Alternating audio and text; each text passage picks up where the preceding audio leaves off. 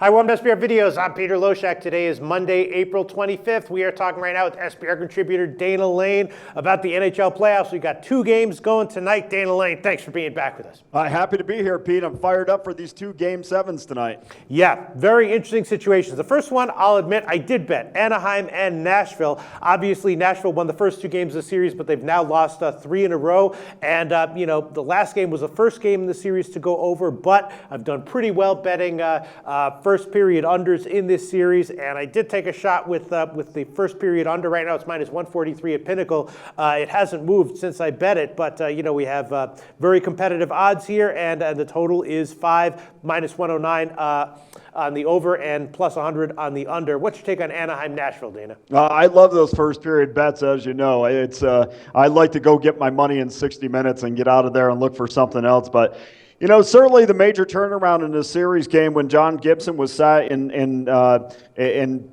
Frederik Andersen came in and took over. And you might think, well, geez, these are two young guys. There's not a lot of depth, but certainly Andersen has a little bit more experience due to his playing days in Europe, and he's a little bit older. And certainly that experience has come to the top when in the last three games, he's absolutely been fantastic for the Ducks, and I don't see there to be any reason why there will be any difference tonight. One key thing for Nashville is their inability to penetrate the zone up the middle, and I'm not a huge fan of Ryan Johansson. I think he's a big body, and I think that they need him for physically, but unfortunately, he's just not able to carry the puck up through the neutral zone with much speed, which really hurts them getting into the offensive zone. So look for that tonight, and also Anaheim's defenseman. I mean, I know that Josh Manson was hurt, and so what did they do? Bruce Boudreau put Sammy Vatanen and Hampus Lindholm together, and together they're a plus 12. They've been absolutely fantastic, especially with their pucks out of the offensive zone. So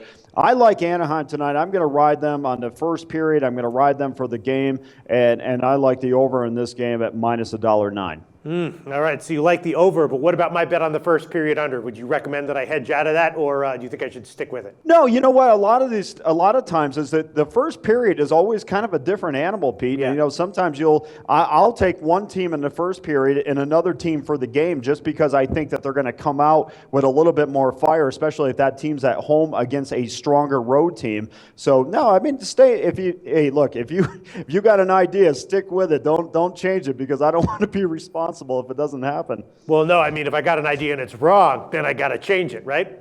Yeah, well, maybe so, but I kind of stayed away from that, to be honest with you, Pete. Okay. My opinion on that is that I could definitely see a wide open game as we have seen here as of late. And I think, unfortunately, though, you're in a position where Anaheim probably is going to have to carry the offense if you do have an over in any of those positions. Whereas if you like the under, and you like Anaheim at the same time, I think I would probably stay with it. All right, fair enough, Dana. And now let's get your take on Game 7 in Chicago, St. Louis. Obviously, the big issue here is, will St. Louis be able to finally get out of the first round in the playoffs? I don't know. I guess it's just basically a coin flip. We have odds that are almost dead even on either side. The total is 5. I don't know. What do you think? My sense is that St. Louis probably will get it done. The big X factor, I guess, is Brian Elliott, right? He played great in the beginning of the series, and then recently has given up a lot more goals. What's your sense on who's likely to win Game 7 here, Chicago, St. Louis? Well, we certainly saw one of these teams for the first time in this series take control, and Chicago scoring 5 straight goals certainly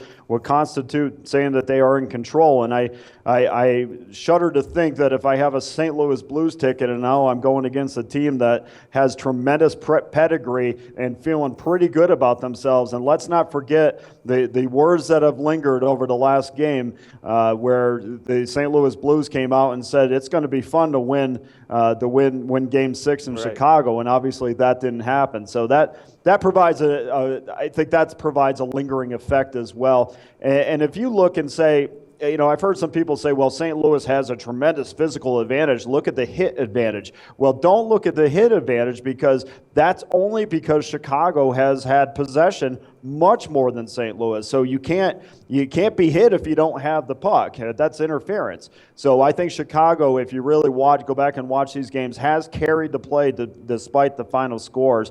And I think we're going to ride with Chicago in both the first period and the game tonight. All right, the best line I'm seeing is minus 101 at Pinnacle, but minus 105 or 110, obviously very widely available. Dana Lane, thanks so much. We'll be back again with you tomorrow.